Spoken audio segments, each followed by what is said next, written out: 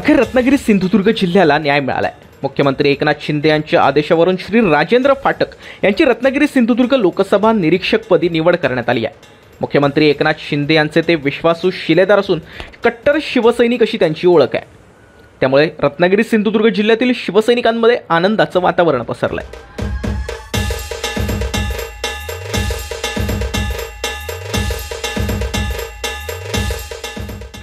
रत्नागिरी सिंधुदुर्ग जिल्ह्याचे नवनिर्वाचित शिवसेना पक्षनिरीक्षक राजेंद्र फाटक हे सिंधुदुर्ग जिल्ह्यात केव्हा येतात याकडे सगळ्यांचंच लक्ष लागून राहिलंय।